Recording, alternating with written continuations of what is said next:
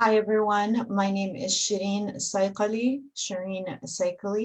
and I am honored to be among this incredible group of Palestinians who are gathered today from Gaza to Jerusalem to Haifa to Sheikh Jarrah to Holland to the United States. And we're here to think with and learn from organizers on the ground. Our event today is called Holding Palestinian Ground, Lessons from Gaza to Sheikh Jarrah.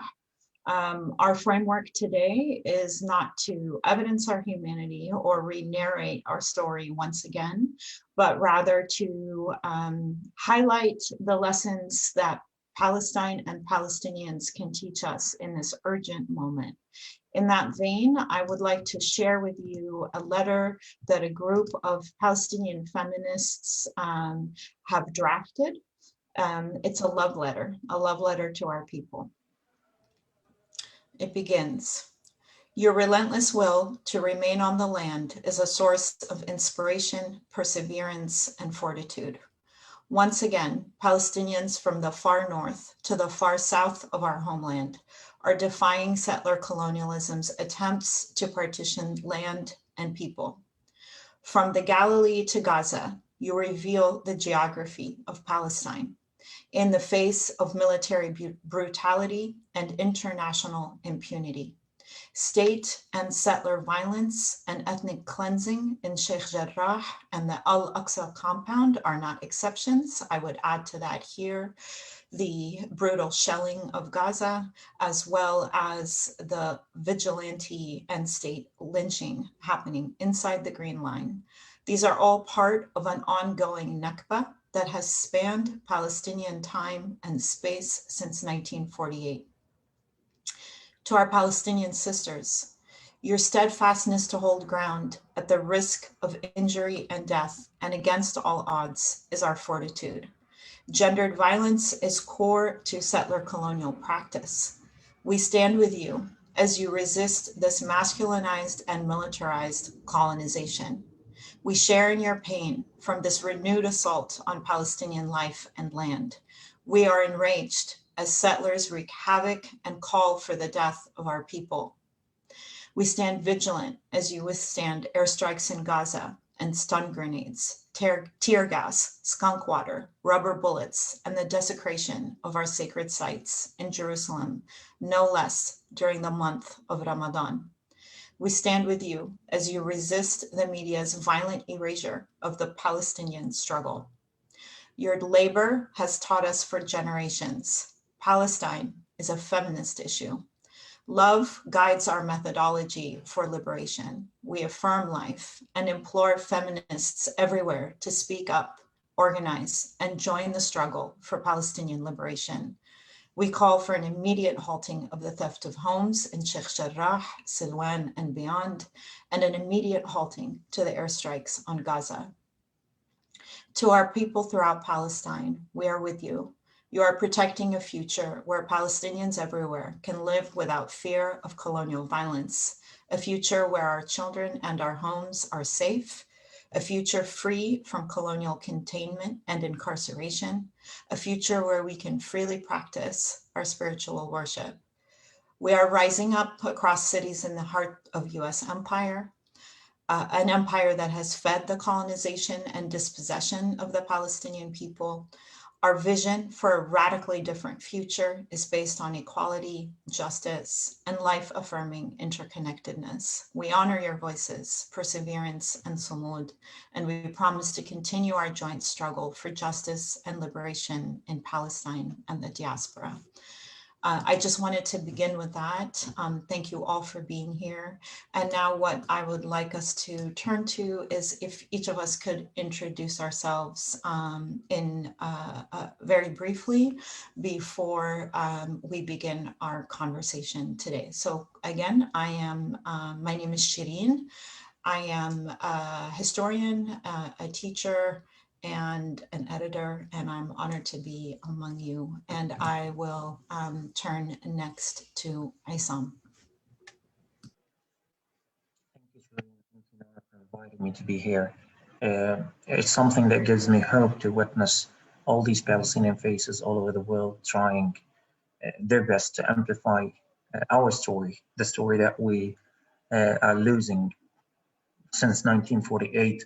I was planning to speak, to be honest, I was planning to speak something different about reporting from Gaza, but during our talk before we went live, I mean, a statement just provoked me to talk about my feelings towards what is going on. I thought that I should report about the numbers and about the people, the great numbers of people who died and injured during the current assaults on Gaza.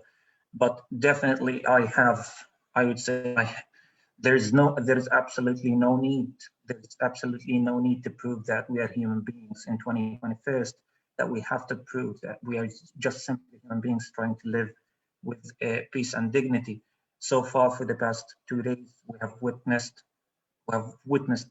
and we have been witnessing an ongoing genocidal mentality of Israel thriving for Palestinian blood, bombing civilian units, residential units, medical care, infrastructure, anything possible to deny my existence, to make my life as worse as possible, as a nightmare as possible.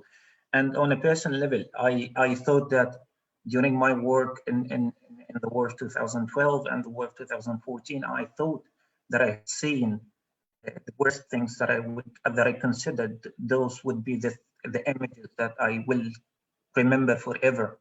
But still, in every bombing happening in Gaza, I myself witness things that I couldn't imagine witnessing. I'm witnessing children dying, children, Rahaf al-Masri, who bought Al-Eid clothing, and in her way back with her mother, she was killed. And this brutality is not something new. We have been in this for the past 15 years. We have been suffering slow death on every level. Unemployment rate is crazily increasing among our community.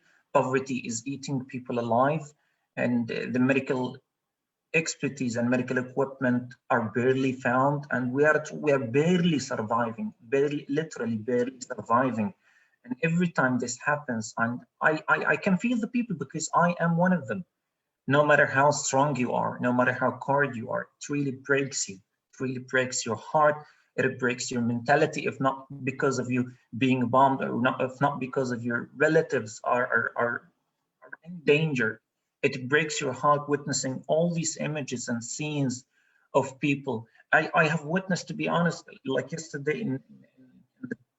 yesterday they launched a vast and great bombing of specific neighborhoods, like what happened in Tel El-Hawa, what happened in Zaytun neighborhood. They've launched over than 30 bombings at those places for hours. Those hours continuing of bombing. And I have witnessed several videos of people taking a few of their clothes, and they don't know where to go. They just want to go. They don't want to die. And those similar images, they are pretty similar to what happened in 1948. And still, whenever I'm trying to talk about Gaza in an interview, they only question me why Hamas is shooting rockets. Why you are protesting in East Jerusalem? And they question, and they merely questioning the self-defense activities and the self-defense anger that we are trying to express, that we are literally dying. We are literally dying in Gaza. We're dying in the Sheikh Jarrah neighborhood. We're dying in the Palestinian occupied territories. We're dying in the diaspora. Every Palestinian is dying in a different way. And trust me, they are using everything possible to make our life, to turn our lives into a nightmare. This is happening in Gaza. I thought during my work in the war of 2014 that I literally witnessed horrific scenes that we don't have mortuary places to put those dead bodies, and we put them literally on the floor. Hundreds of people of bodies, fragments and shattered bodies of children and women. And now we're witnessing the same brutality, and even worse. They are exploring ways of how to kill us, of how to dehumanize us, how to to make us suffer the worst. And even after war, people are traumatized. The suicide rate is increasing, if not because of the situation. It is increasing because people are desperate, people are hopeless, people are helpless, including myself. That is why we are trying to shift, and I don't know how to say it properly and politely. We are trying our best to change the narrative, to change those questions, because I'm certain after 73 years of this inhumane occupation, genocide, ongoing genocide, and for myself, 27 years of my life living those harsh circumstances, I believe I have every right to correct those questions that the people are asking me. Why to focus on Hamas rockets, but not to focus on the incident itself and on the ongoing genocide of Israel? Why not to question the occupation itself? Hamas would have never been existed if the occupation is not. Rockets wouldn't be even there. Why we have to shoot rockets in the first place? Why we have to protest? We have protested, and when people question the means of Gaza can express to feel alive and to express that we are being killed, and you only witness few things. You only witness our death whenever there are tens and hundreds of people died, whenever there are thousands of people injured, and tens of homes bombed, of civilians homes bombed. But you don't know that we are dying every day. We're dying because we barely have food and water, because we barely have jobs, and people would prefer, trust me on this, it is so unfortunate to tell you this, that people would have preferred to die quickly and not witnessing their children hungry because they can't bring them food. Those are the facts that the international community, the media stream are failing to understand. That is why I'm facing silly and ridiculous questions. And those are different forms of my dehumanization. When people question me, Issam, do you support the violence of Hamas? This is a different form of dehumanization, because I believe there are worthy topics and worthy questions to be asked. So why on earth you're bringing me here? You're taking much of my time. I'm trying to step up to the rule that I have to live.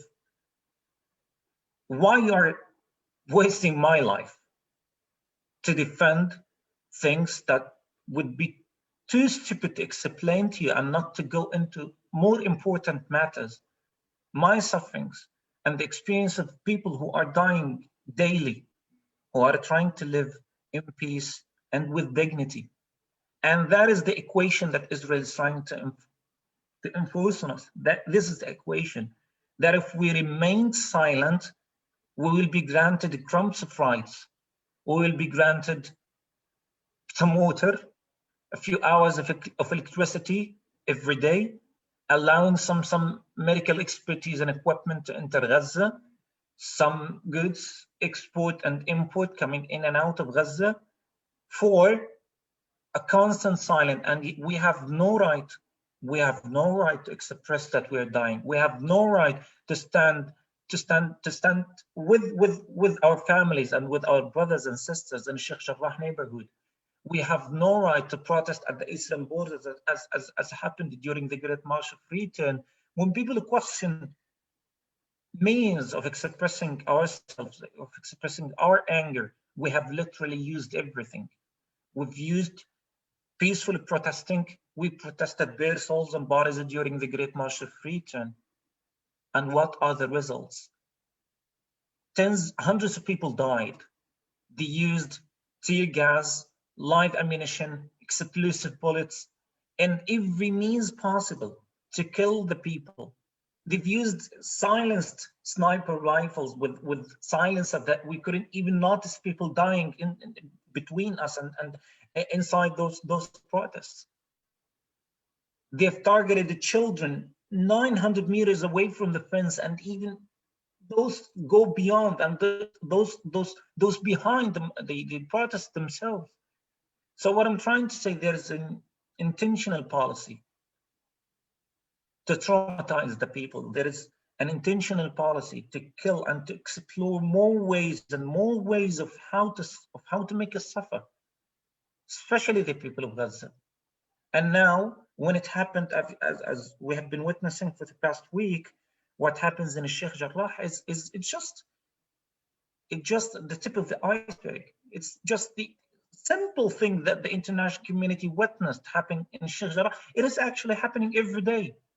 Land theft, forced expulsion of Palestinians. It is happening everywhere, in every corner of Palestine. And people, there is a misunderstanding. When people come to talk about Gaza, they think we're not occupied. Everything about our life is being occupied. I myself, I can travel. I myself, I can pursue an overseas education, for instance. And if I have to do that, I have to compete tens of thousands of Palestinians from Gaza for one or two opportunities to do so. And I believe tens and hundreds of people are dying on the borders of Rafah and Egypt crossing, and on the borders of Eretz crossing.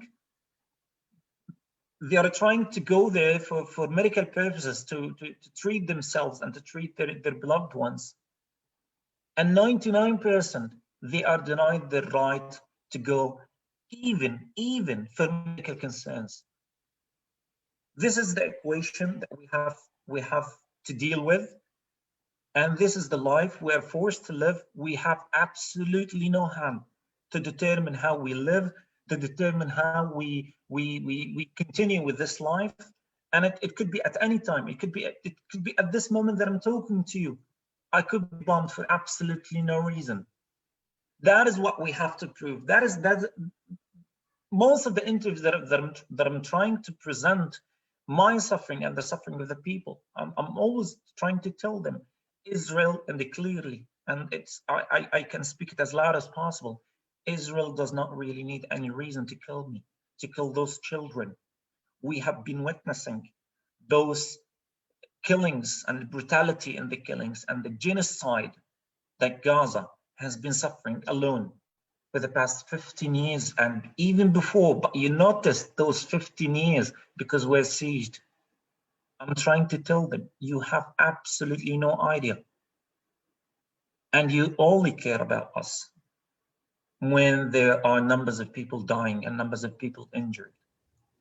And we are hopeless. Myself, I am hopeless and helpless. I don't know if I'm doing the right thing of speaking those truths. I don't know if I'm doing the right thing, but it literally breaks my courage and literally breaks my mind imagining that if my words would have changed something. But after all, and the result on the ground, it changed nothing. Issam, we see you. You aren't alone. We are here, and we are, we honor the fact that you're here to speak with us as you are directly under fire. I think that you remind us of two really, really important lessons. One is that the choice between slow death and immediate death is no choice at all. And this is a long struggle. And I think that, one of the things that has kind of fallen out of this immediate crisis is that we're also struggling under a global pandemic, that Palestinians besieged in Gaza and occupied in the West Bank have been denied vaccines by an apartheid regime. And I think the other main lesson to walk away with from the powerful thoughts that you shared with us is that these moments of spectacular violence really work to obscure the fact that ethnic cleansing, dispossession, and everyday brutality is a reality for Palestinians in Gaza, the West Bank, and East Jerusalem. Thank you for your bravery. Mariam, I'll hand it to you. Shireen, before we move on, I'm so compelled, and we don't get to do this, but I know everybody's probably feeling the same way. Issam, I love you. And it's every day I think about what it would mean to break through these horrible borders. To Gaza feels like a prison. We can't break the bars open. I see you, I communicate with you. This is the closest we're reaching across these borders to one another. And I'm so grateful for you. Every word you say matters. It matters to me. Every day it matters. So thank you so much.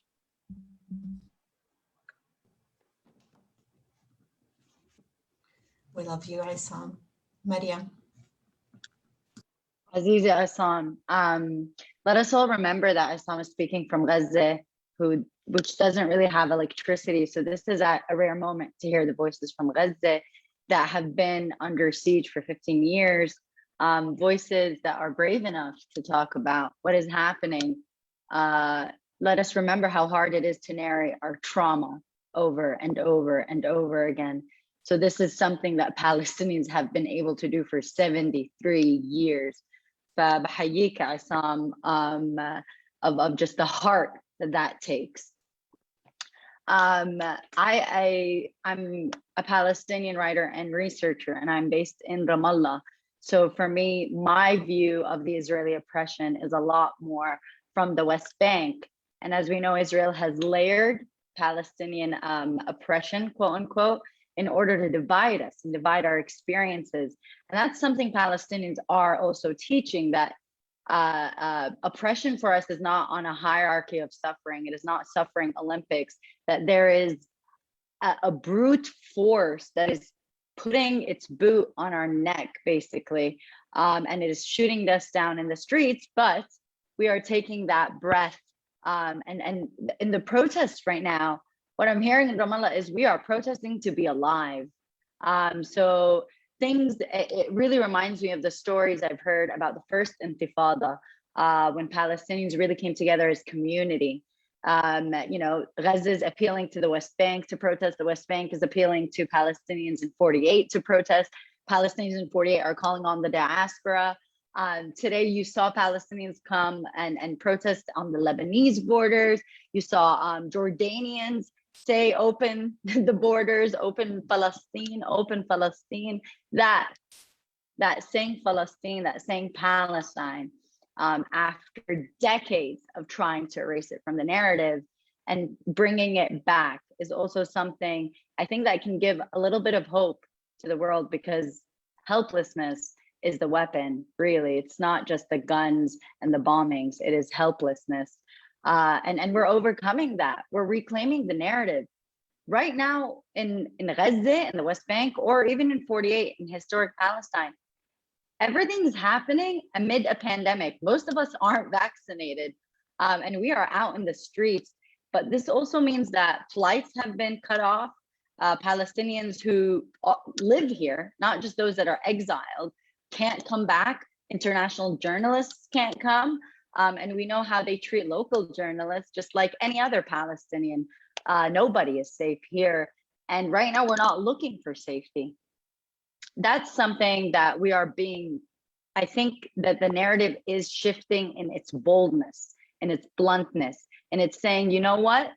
We're done using your language. We're not going to call it a conflict. We're not even going to call it an occupation. This is a colonialism. And we're going to be brave enough to say that. And it's up to the world to decide.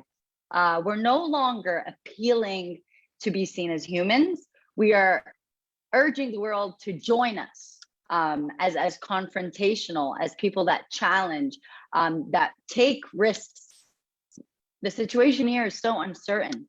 We have no idea what's going to happen. I know when I was in Beit El, near the illegal settlement of Beit El, near Ramallah, we're looking at each other and we're just remembering the years of our protests in the streets and the blood and the martyrs and how ugly it is that we're being triggered as we're on the streets. And we look at each other and say, we want to live, we want to live, we want to live, we want to live. And we are trying so hard to make this final breath that final breath so we can take a full one. And that's what I'm telling the world, that Palestinians can so clearly and vividly see that they are at a final breath and are still brave enough to say, well, we're going to do it, and we're going to do it full, in heart. And so tomorrow's the Nakba. Tomorrow's the commemoration of the Nakba, the 73rd commemoration. And there's a saying in Arabic, بدها نفس طويل. So it basically translates to that any movement requires this constant taking in of breaths, a long breath, that it doesn't happen at one go. It's a marathon. And the final stretch of the marathon is always the hardest. It's when your bones are the most sore and your muscles are like, all right, we're done. And you really have to push through. But what happens usually, I don't know if anyone here ran a marathon, but for me, when I do, the thing that gets you on that final stretch is everyone with you. And it's like, all right, you got this, keep going, but also the people running with you, jogging to get you, all right, you're so close. And that's what Palestinians are doing for each other. We've been divided across the color lines of Israel's ID system. We've been divided with 50% of Palestinians in diaspora, with Palestinians in diaspora feeling like they can't speak about Palestine because they're not here. These are dynamics that Israel has created. It forgets that we are trying to recreate the sense of community that we know of. When I hear about my grandfather's story or my mother's generation in terms of protest, it is not about how violent the soldiers were, or how violent the settlers were. It's always the stories about how they came together. And that is what Palestinian, I think, being Palestinian really means. It's an overcoming of divisions. It's a blurring of boundaries. It is us saying, you know what? This passport that you're giving me, this green ID, this orange ID, this blue ID mean nothing because we define ourselves. And that's something that sounds poetic. That is something that sounds like an inspirational speech you want to hear in the morning, maybe on a bad day. But this is the reality. And that's what Palestinians are saying, that this is our reality, that our overcoming is our doing. It is our doing. It is not just talk. That we're not trying to be these sensational speakers. We're not trying to be these heroes and warriors. We really are so sick and tired of being objects of documentaries and films. And we do not want to be the next true story film in 10 years when we don't exist. We would very much rather be alive and loud and critiquing films. and that our ability to joke and smile. I'm sick of saying how many people are killed. I am sick of saying, remember our names, because you can't, and neither can we, because no one can remember hundreds and thousands of names. Anyone that can, that's great, and kudos. It's not normal for an average population to have to remember that. We are sick and tired of being told, thank you, Issam, for mentioning this, but in interviews, this is the first time I feel like I'm in a safe space where I can speak as a Palestinian, where I don't have to think twice of what legal implication that carries. I don't have to think twice of who I'm going to make uncomfortable. People are scared to say ethnic cleansing and colonialism when we're here getting death threats for saying it in media by settlers. We are literally getting death threats in our media accounts by Israeli settlers because we're speaking out. And we're right now, new reports are coming out to me that there are Israeli settlers dressing up as Muslim. They're wearing hijab and driving in their cars to hurt Palestinians. So for me, right now, if Palestinians can teach the world anything, it is to be brave enough to be unapologetic.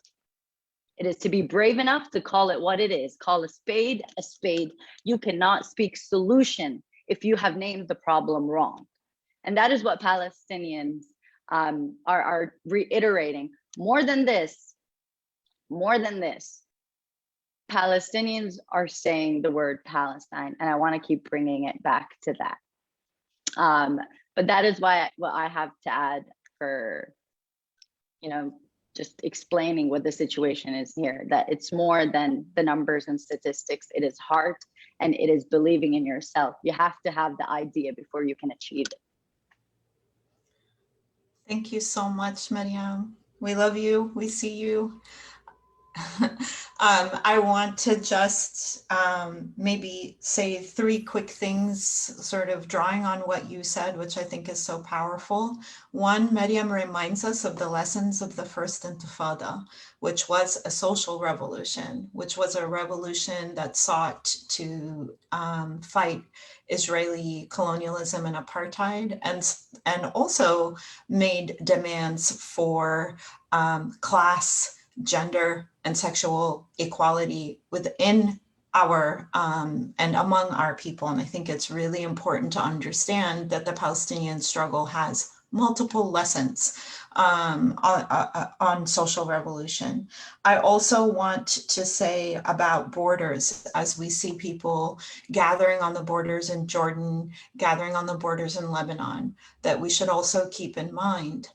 I've seen a lot of people condemn, the Arabs, and I really want to invite people to make a distinction between the states, the authoritarian states that have gone into an intimate marriage with Zionism and settler colonialism, versus the people of Egypt, the people of Jordan, the people of Lebanon, who are themselves under major, in Egypt and in Jordan, authoritarian duress, and the multiple catastrophes unfolding in Lebanon. I just want to remind us that Palestine matters to people because it is a kind of invitation to think about a radical liberated future that I think what Mariam invites us to think about, that really challenges nationalist logics and nationalist borders and how they intersect with settler colonialism.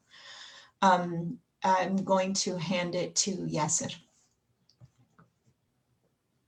مرحبا مرحبا. أنا ياسر قوس، طالب في مدرسة التاريخ، حاليا من القدس وحاليا موجود بباريس. يعني يمكن أنا أبدأ بالنقطة اللي توقفت فيها ليلى. يعني إحنا إذا بنسأل حالنا إحنا وين اليوم؟ متأكد يا عصام إنه إحنا اليوم ب47، إحنا ما قبل حتى كل هذا الكيان الاستعماري.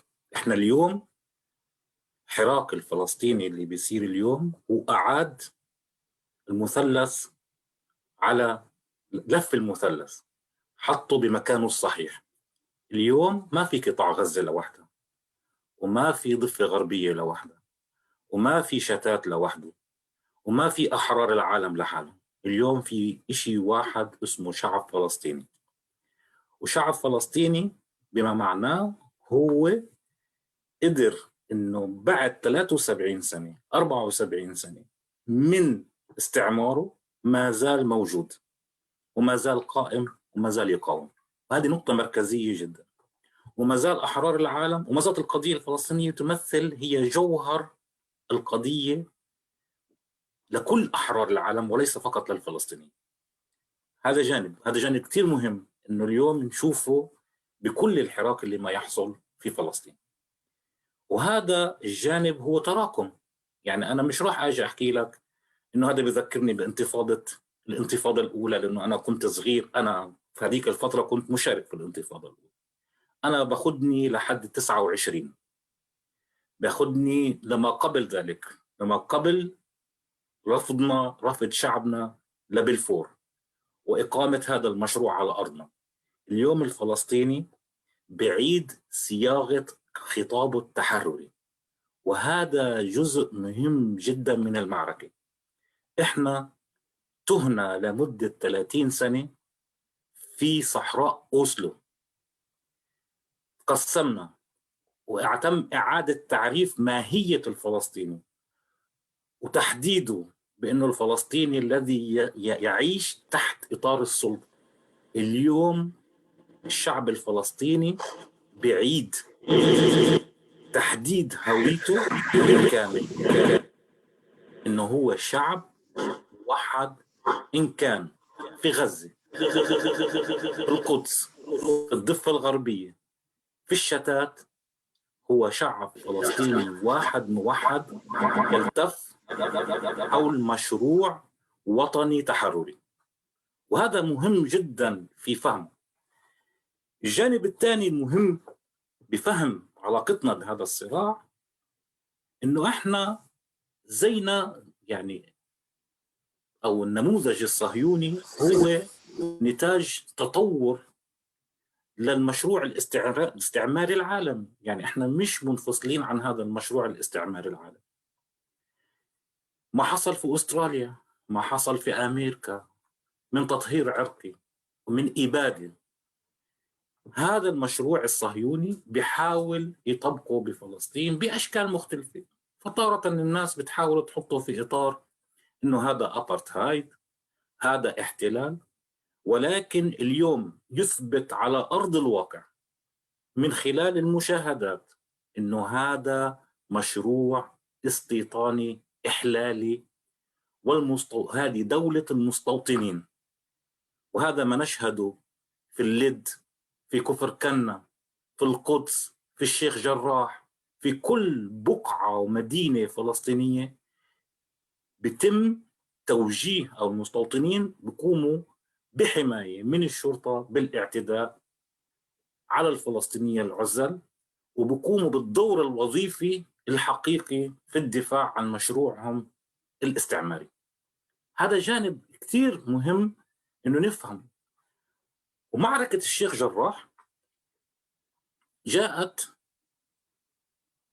كنموذج، خلينا نتحدث عنها، أو كالشعرة التي قصمت ظهر البعير في الإعلان عن هذا مشروع التطهير العرقي الموجود بفلسطين. يعني التطهير العرقي الموجود بفلسطين لم يكن بس بالشيخ جراح، كل مدننا وقرانا منذ 48 حصل في هناك إبادة وتشريد وتهجير لشعبنا الفلسطيني. ما يحصل اليوم لا يمكن أن لا نضعه في سياقه التاريخي.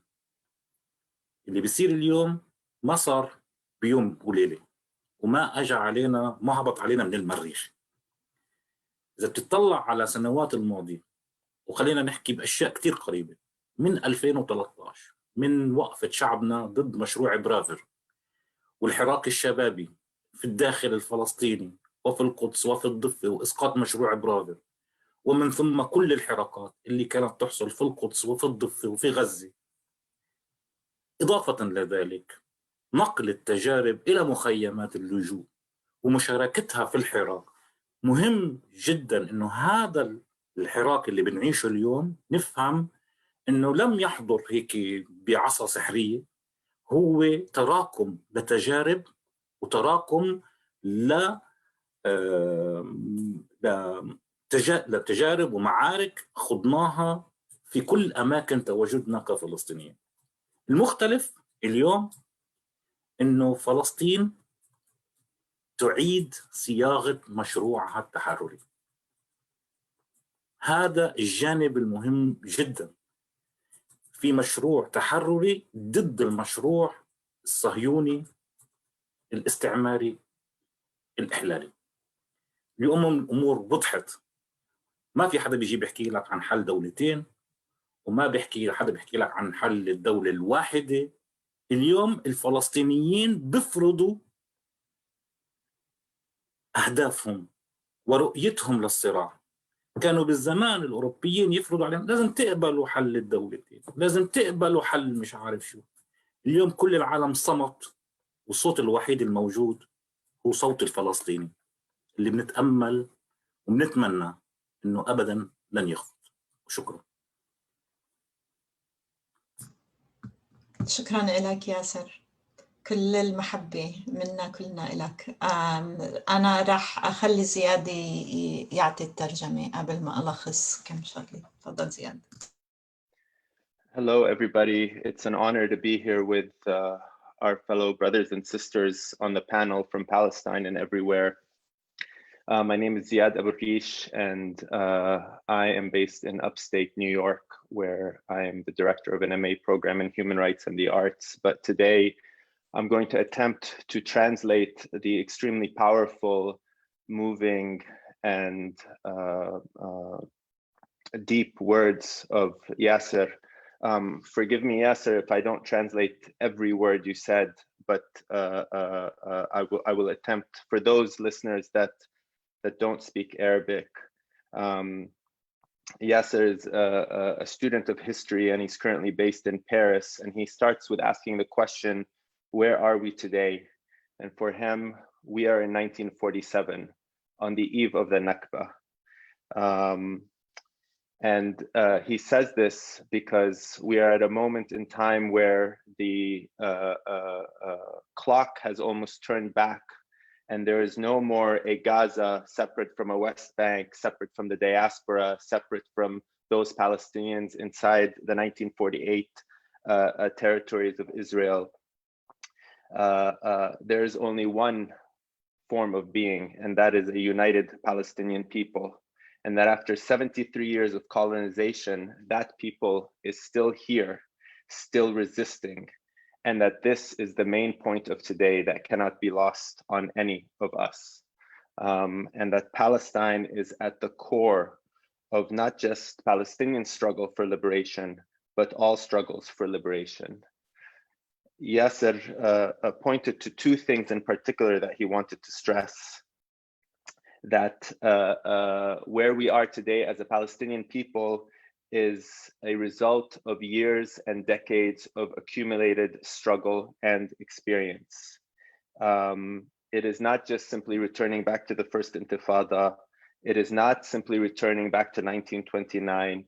It is going past all of these experiences and based on all of these collective experiences up to the point of 1917, when the Palestinian people rejected the Balfour Declaration, which was the first great power backing for the Zionist project in Palestine.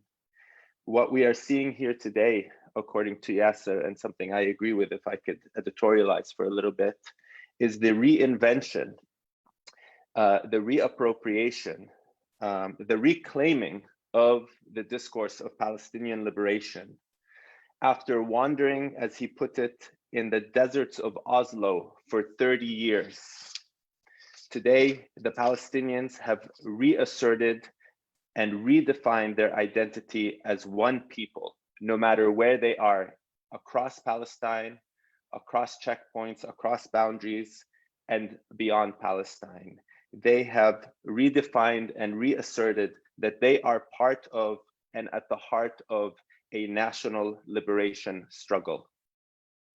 Yasser also pointed out that the Zionist model of colonization in Palestine is part of a larger model of global imperialism and colonization, whether we think of the ethnic cleansing of the Americas or the ethnic cleansing of Australia. The Zionist project is and has been attempting to implement that policy and approach of ethnic cleansing in Palestine. This is a settler state that we are talking about when we talk about Israel. It is a settler colonial project, and it is implementing that project in every point in Palestine, whether in Israel proper, in Jerusalem, in Gaza, in the West Bank. And that these settlers, such as those in Lid, are walking around attempting to implement ethnic cleansing with the backing of armed police, if not armed soldiers. I want to say that Yasser stresses that this ethnic cleansing is not a project limited to Sheikh Jarrah. It is a project of ethnic cleansing everywhere, all around Palestine. And that we, when we talk about Palestine, cannot separate what is happening today from the historical context and the fact that we are talking about a history of accumulation, a history of learned lessons, a history of legacies built on one another.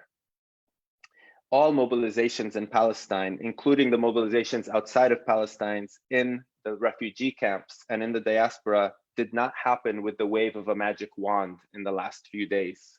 They are the results of experiences and battles fought and struggled over by Palestinians everywhere as Palestinians. And he concludes with stressing the main point that this is a Palestinian national liberation movement in the face of a settler colonial project. There is no talk of two states or one state today. Today, the Palestinians impose their goals on the world. Today, there is only one voice, and the voice of a united Palestinian people engaged in a national liberation project against a settler colonial project.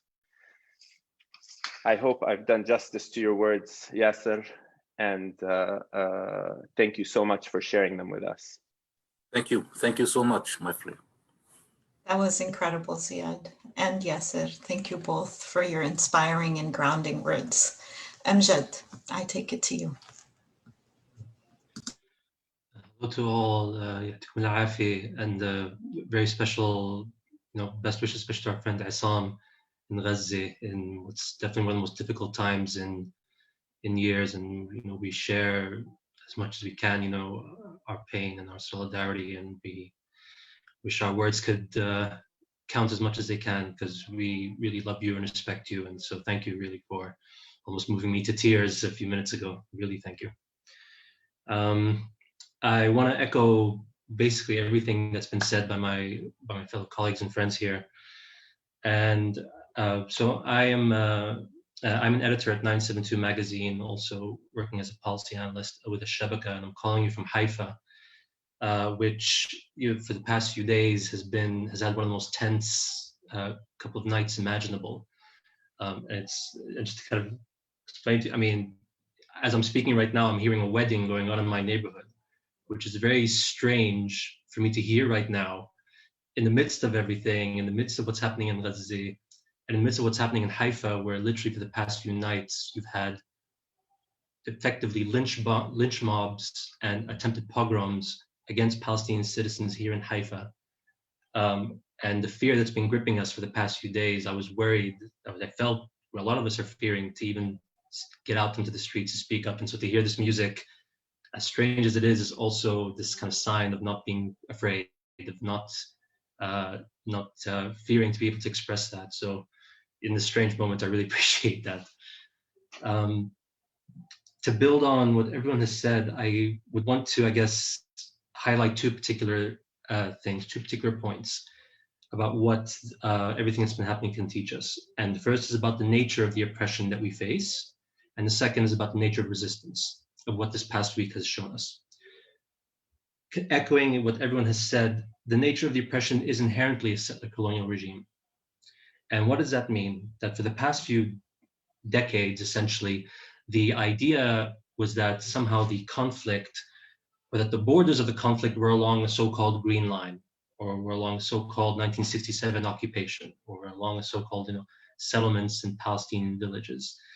What we're seeing in Haifa, for example, along with other historically Palestinian cities, which are now called mixed cities, so to speak, like Lid, like Akka, like Jaffa, is that the borders of that settler colonial push is not the green line, it is from between Jews and between Palestinians.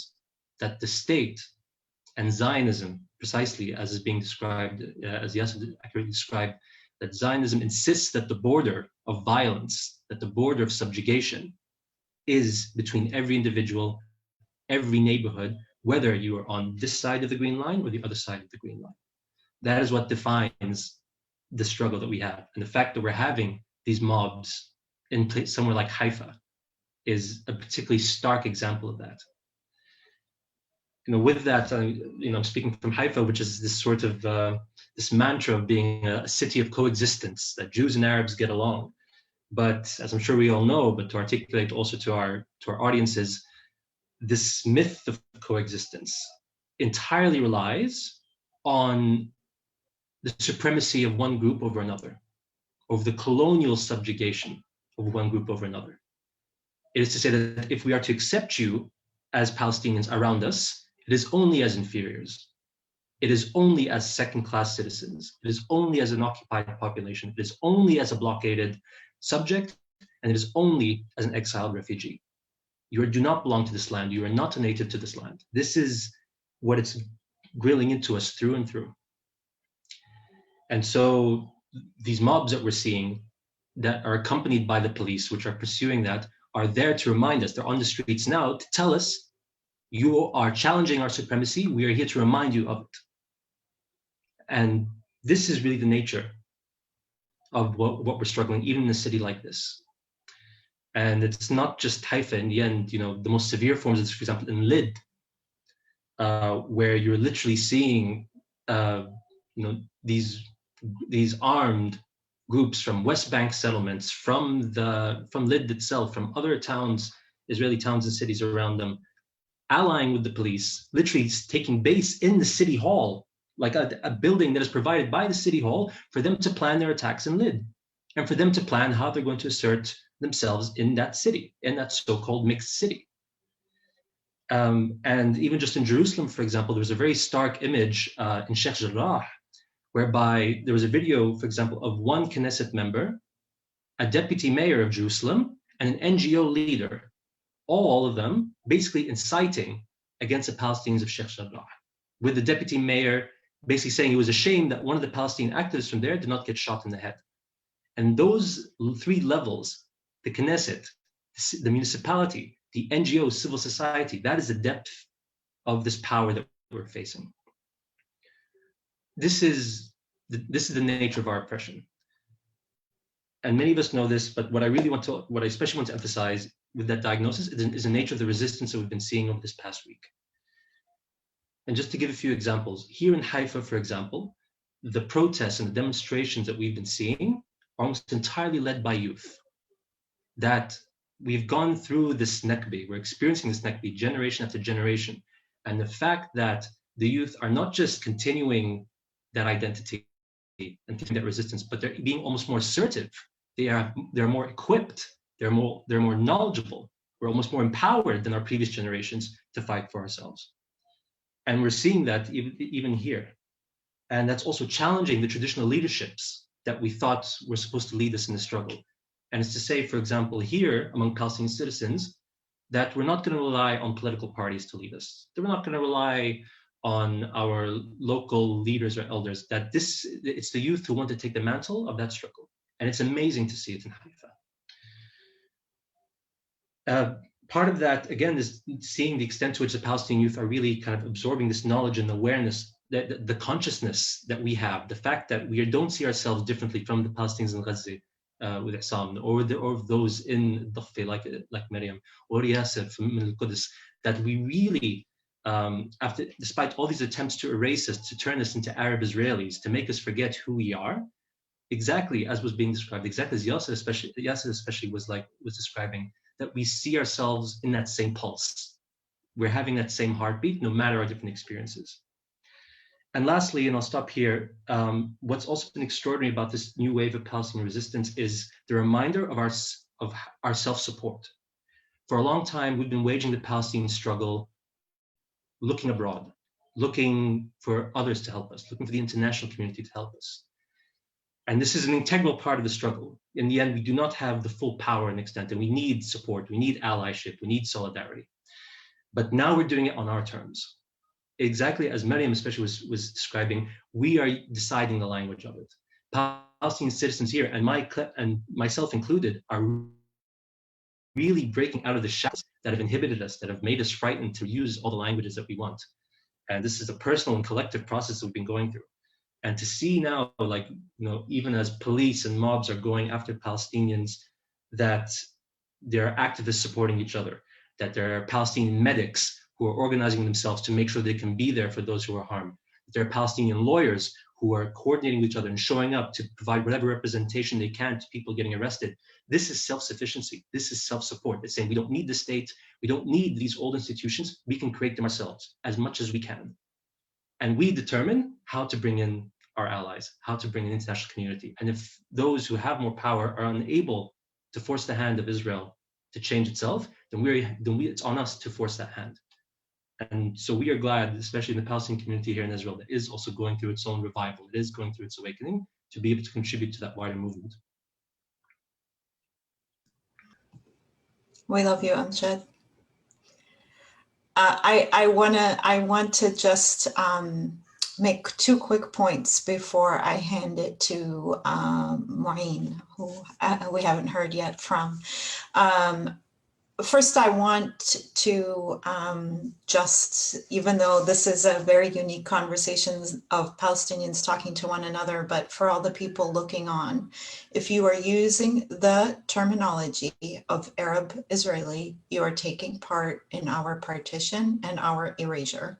The people inside the green line are Palestinians. It is not a new thing that they rise up.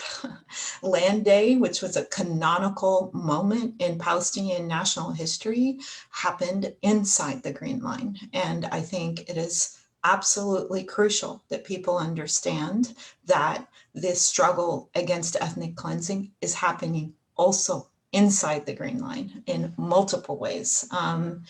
And the second thing I want to, and I don't need to remind the people here, but I think, when we talk about Lid in particular, or Lod, we really need to remember what happened in Lid and Ramla in July 1948, when Israeli forces forcibly expelled 60,000 Palestinian men, women, and children from the towns of Lid and Ramla, where they stripped Lidans of their money and jewelry at a checkpoint, how they put the people of Ramla on trucks at the town of Kobab, where the Ramlans disembarked.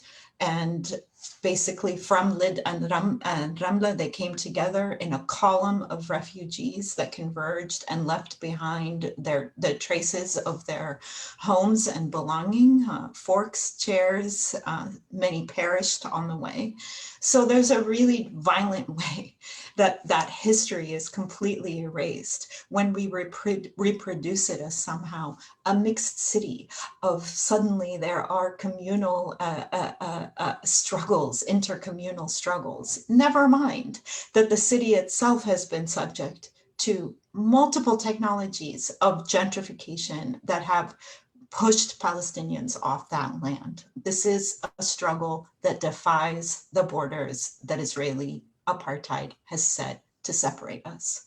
We have to follow the lead of the people on the ground that we're lucky to have with us today and defy those borders intellectually, emotionally, and politically. Maureen, all yours. Thank you, Shireen. My name is Mu'ayin Rabbani, and I'm a co-editor of Jadaliyya, and I feel very honored to be participating in this panel today. And I think we've just heard some very moving and also extremely informative points of view that have actually left me very little to say. I'll maybe just make 2 or 3 points. I'll start by saying that I'm currently in The Hague, the Netherlands, and today the Dutch Prime Minister finally spoke out about what has been happening in Palestine in recent weeks. One might think that he had come out with a statement indicating that his government will relax Corona entry restrictions so that those responsible for establishing the settlement in Sheikh Jarrah and those responsible for the war crimes in the Gaza Strip would be able to be transported to the International Criminal Court in The Hague. Unfortunately, that wasn't the gist of his statement. He focused very much on 2 points. The first is that it's unacceptable for Hamas to fire rockets into Israel. And the second point is that Israel has, in his words, the right to defend itself. And of course, nothing about any Palestinian rights, whether of self-defense or life or anything else. Now, one can go on and talk about how obscene it is, how he's basically trying to pose as a good old boy because he's being challenged by the extreme right and so on, but that's not what's significant. I think we need to recognize that for people like the Dutch Prime Minister, his colleagues in the European Union, in the United States, Canada, Australia, and so on, we have no rights. If we take up arms, we're terrorists. If we speak up, we're anti-Semites. And if we negotiate, we're intransigent. Yet so much of our efforts, and here I'm speaking, of course, primarily about our leadership rather than our people, has been trying to extract crumbs from their table. And in that context, I think what we've seen the last few weeks may well represent a turning point. In other words, we have, despite the enormous suffering, learned to once again focus on our agency and our unity. And by mobilizing our unity and transforming it into agency, the Dutch Prime Minister, the European Union, the US government can say whatever they want, can salivate over Israel until there's no saliva left. Let them. If we manage to sufficiently unsettle the situation, they will come, and they will come on our terms. And this really is a turning point, I hope. I don't want to sound excessively confident because I think it's very premature for that. But we need to focus on ourselves, on rebuilding our unity, on rebuilding our national movement, on activating our agency, and fully ignoring all these statements and leaders and so on. We have allies, and we have numerous allies, and we have powerful allies in every one of these societies. And those are the people we should focus on, rather than seeking to extract some meaningless concession, because in the end, the only rights that we have for people like the Dutch Prime Minister and his European and North American colleagues is the right to roll over and die. Thank you. We love you, Maureen. And we love you. I wanted to really, your comments reminded me of a quote that someone shared on Twitter yesterday from Fanon, and it's pretty amazing how powerful Fanon continues to speak to so many of our struggles. And it was a quote about the ways in which colonial expansive violence is married to the liberal demand of nonviolence. And I think that this is something that we actually have a lot of lessons to offer. And I do think that it's something, because we're always caught up in evidencing ourselves, we don't have enough conversations like this. And I think this is something, that we can continue talking through. I will hand it now to Noura. Thank you, Shireen. Thank you to everyone. I am a professor, an attorney, an activist, an author here on Piscataway lands, also known as Northern Virginia. I am so honored to be here. I have been ravaged with stress from abroad, and also a lot of guilt, because it was sheer fortune of where I was born. As a Palestinian, I could have been born in any of these other geographies where, I was just saying this and thinking it earlier today, where actually I was going to say my family could be massacred and then displaced, and then I have to condemn myself for being a target in the first place. And that's not theoretical, because that actually happened last summer when my cousin was shot dead at a checkpoint between two Palestinian cities. And I have to condemn that he had a mechanical error with his car. So all of that to say is that all of that stress and that guilt has seemingly been evaporated in your audience.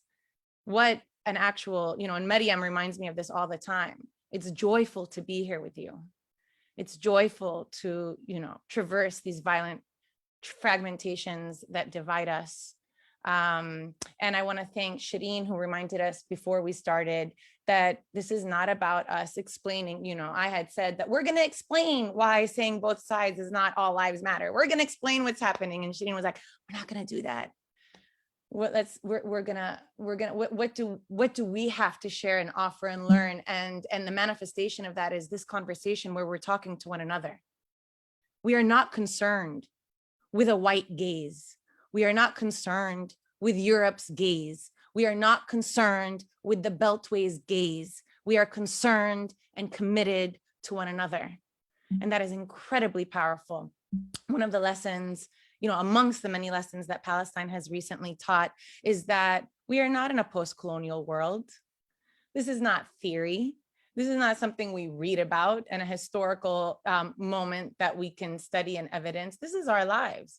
Colonialism is alive and well, and the condition of Palestine evidences that colonialism is a system of domination, an illegitimate system of domination that seeks to extract us, and is predicated on the entitlement of the settler to oppress and to harm, and on our lack of humanity that makes it okay to subjugate.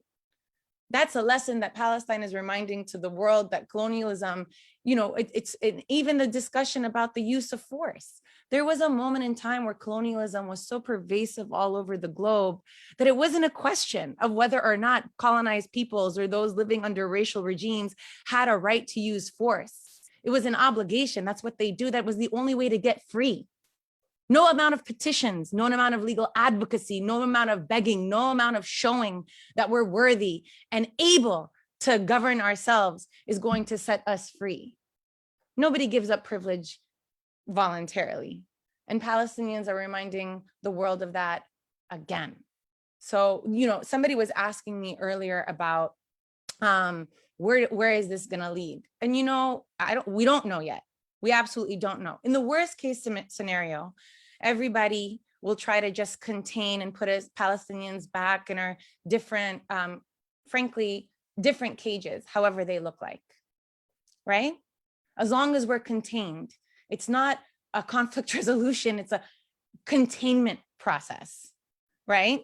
That is the worst case scenario, but it's not tenable. And the other possibility is that we are embarking on a significant new juncture, one that this roundtable is evidencing through the affirmation that there are no borders that separate us, despite as many borders, as many colonial settlements that they've built and told us, be pragmatic and now tell us what you want from these containers, from these cages, now tell us what's pragmatic. And we have looked at them and said, we never accepted them in the first place. So this might be that turning point. In another conversation, and here is something I want to emphasize to the world that Palestinians understand full well. All countries and societies may be racist, may practice racial discrimination, but very few, if any, are defined by that racial concept, are defined by racial exclusion, are defined by racial entitlement. That is what sets Israel apart. It is what set apartheid South Africa apart. It wasn't that they just practiced it. It wasn't that it was just a manifestation. It was defined by it. And it's the demand that we accept it. And even though we've rejected everywhere else, and it's not tenable. It's just not tenable. So for everybody who keeps asking, but why now? But what's going on now? Because it's not tenable. It never was. And so all of that is to say thank you so much for lifting this up, for taking us also, for also freeing us. So many of you have said about, you know, the ability to unshackle yourselves in order to speak freely. I mean, for me, it's the unshackling of being able to take off the logical hat where I have to convince people, right? Whether as a teacher, as an advocate or otherwise, and to be able to speak from my spirit to yours of what connects us. It's also the unshackling of that burden. Which is another lesson learned. So thank you. We love you, Noura. Love you. I want to just quickly, before I hand it to Ziad, I want to just quickly also thank you, Noura, for the reminder. I am on Chumash land, and I think it is really important for us to remember, just as we remember how important Palestine is to people living under authoritarian regimes in our Arab countries. I think it's also really important to acknowledge the way that multiple movements have stood up in this moment. And here I want to specifically name Black Lives Matter, the NAP ministry, who, if you don't know her, she's on Instagram and Twitter. She's an amazing decolonial feminist who preaches rest as revolution. And the Walter Rodney Project. I think a lot of us have been talking about how silent people have been, but it may be time to move away from our focus on states and move and embrace even more movements, radical liberation projects that understand the forces of racialization, apartheid, and colonialism on their very skin. Ziad. Thank you, Shireen, and everybody. I don't have much to add. I do want to address, I think, people who might be tuning in for the first time into something like this, because I do think we are at a moment not only where, as Yasser so eloquently put, the Palestinians are imposing their demands and their goals, but we are at a clear turning point in which people are speaking out publicly in solidarity with the Palestinian people in the US and elsewhere. Not enough. Many people are silent, and we see and hear your silence. Let me say that. But I just want to make a point that I'm sure is to come up after an event like this. We are where we are in terms of the successes of the Palestinian struggle and the successes of building alliances and solidarity with people as a result of the unapologetic and uncompromising hold to key principles that the people on this panel have shared, and the people on the ground in Palestine and in refugee camps and in the diaspora have fought dearly and have paid a heavy price for holding on to. So let us completely abandon appeals to some generic humanity of the international community.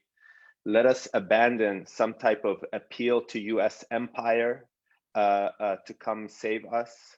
And let us abandon an appeal to compromise. We are here, and our demand, as many people have stated on the ground in Palestine, is very simple. It is unequivocal political solidarity. We don't need your charity. We don't need your sympathy. We want and demand your solidarity. And to be in solidarity is to uplift our voices and to uplift the demands that you've heard here today and you're hearing across Palestine. Don't cherry pick between them. Don't come debate us about why I should abandon the struggle of Amjad and only privilege the struggle of Mariam or Issam because of the very things that Yasser had spoken about, and that Shireen had spoken about, and that Noura had spoken about, and Mu'in had spoken about, and Mariam, and Issam, and Amjad had spoken about. So just hold on to those principles. We don't need to worry about anything else. We're moving forward, and we're building, as we have been building since 1917 and onwards.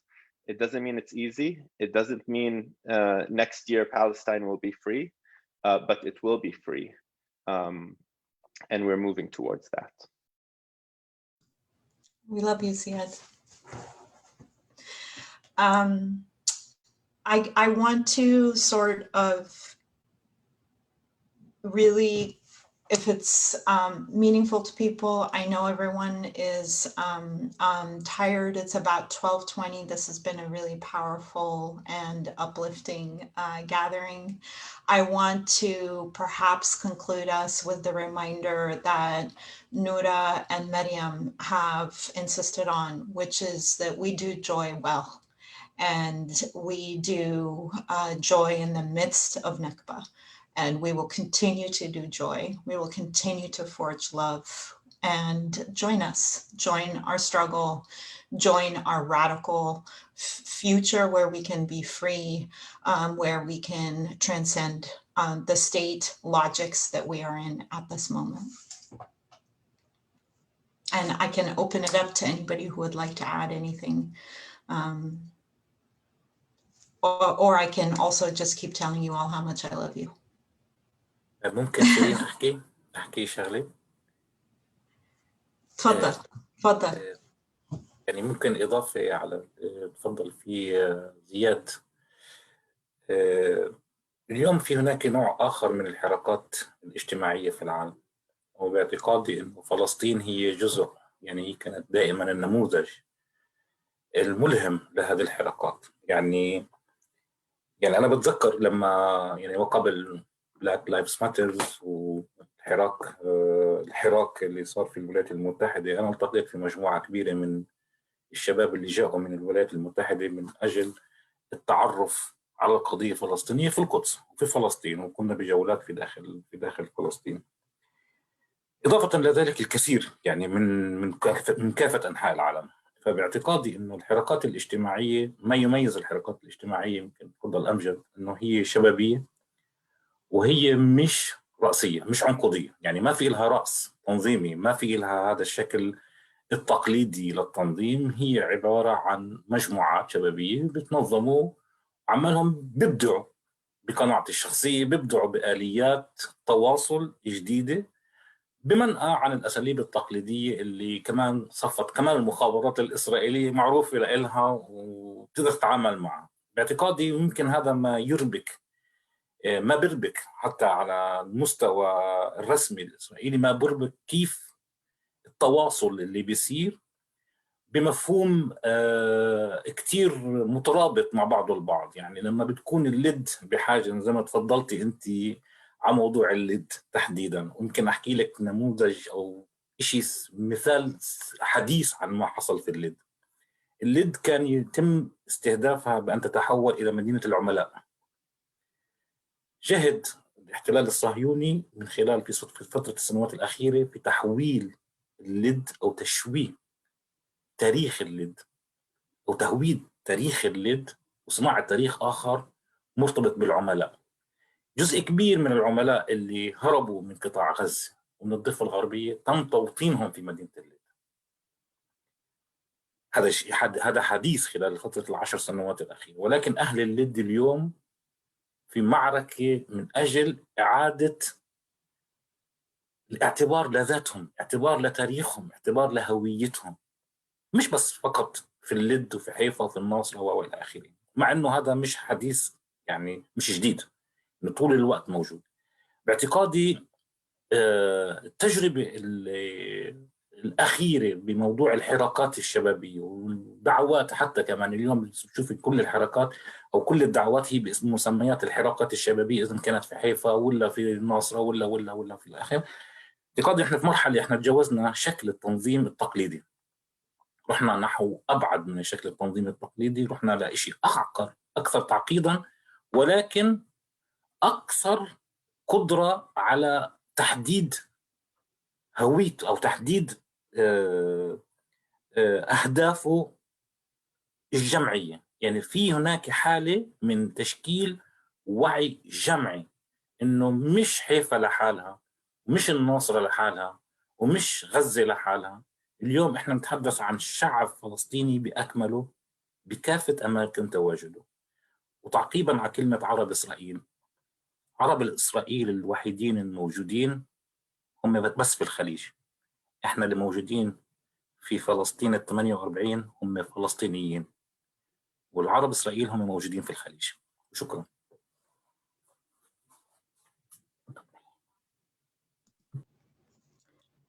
Ziad, too.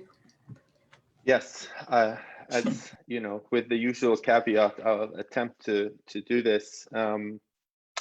Yasser said he wanted to add to what Ziad had said, that today the Palestinian mobilizations we are witnessing are part of a variety of mobilizations happening around the world, and in some ways a model for those mobilizations.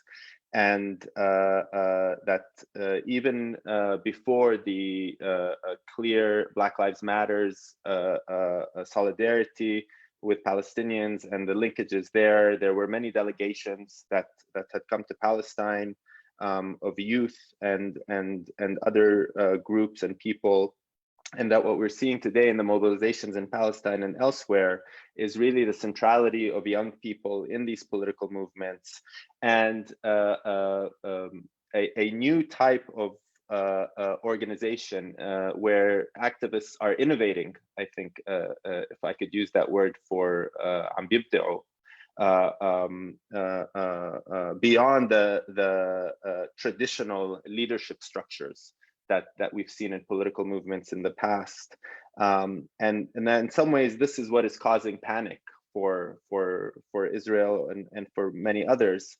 And to focus on Lid for a moment, Yasser wanted to point out that one of the discourses and talk about Lid and attempts by the Israeli government has been to make it a town of collaborators, a place where many of the collaborators with Israeli settler colonialism who had left the West Bank or Gaza were resettled in Lid by the Israeli government as part of this process. But today in Lid, we see that the people of Lid are battling to recenter their lives, their identities, and their political principles, not just for Lid, but for Palestine as a whole.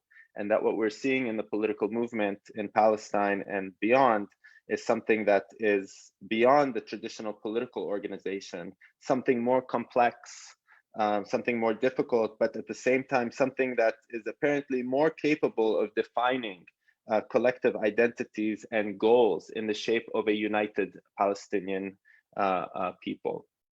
I will also note that Yasser ended with saying, taking real issue with the problem of Arab Israelis as a term to describe the Palestinians inside of Israel, and noted that the only Arab Israelis that are around are the ones in the Gulf countries, and I believe referring specifically to the Gulf politicians and leaderships over there.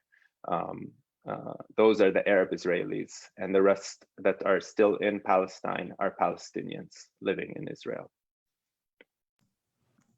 Thank you both so much. I would also really try again to be vigilant about distinguishing between the states in the Arabian Peninsula and the people. I think that we have to make that distinction because it is our path to freedom. I really believe that. I want to just open it up to see if anyone else would like to make any comments. Noura. أنا. تفضلي.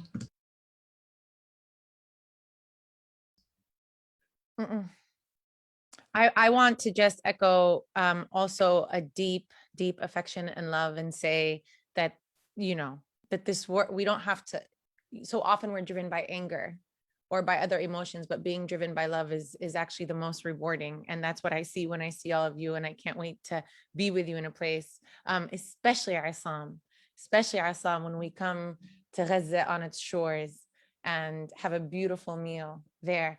But just to say that, to reverberate to, so that we can reverberate to one another and echo what Mariam said about that last leg of the marathon, and knowing that we're all running with one another. Tomorrow, there are protests all over the world. And this is not just a moment of commemoration of something past, but more than ever, it's vivid for us all to see that we are protesting and the ongoing Nakba, and we are giving strength to all of our communities to continue to go on. You are not alone. And so I encourage everyone to come out wherever you are. And we will see you in those, masked and safe and everything, and very fervent. Let everyone hear us. Amjad hear us. Issam hear us. Mariam hear us. Yasir hear us. And everyone else.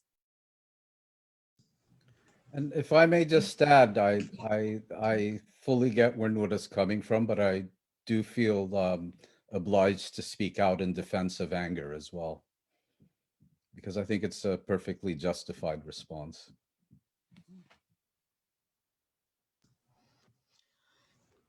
Definitely.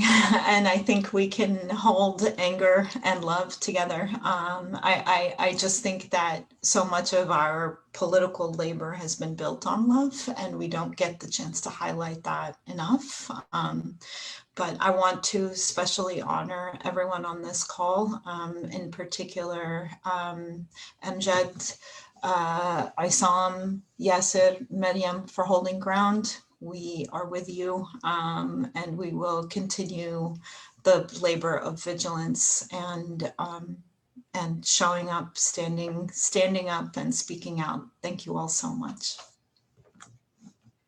Thanks. Thank you. Thank you, everybody.